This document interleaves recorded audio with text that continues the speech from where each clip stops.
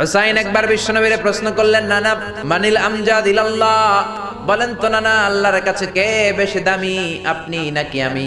বিশ্বনবী বললেন, হুসাইন আনাল আমজাদ, আমি বেশি দামি। হুসাইন বলল, নানা জি আমি মানি না নানা।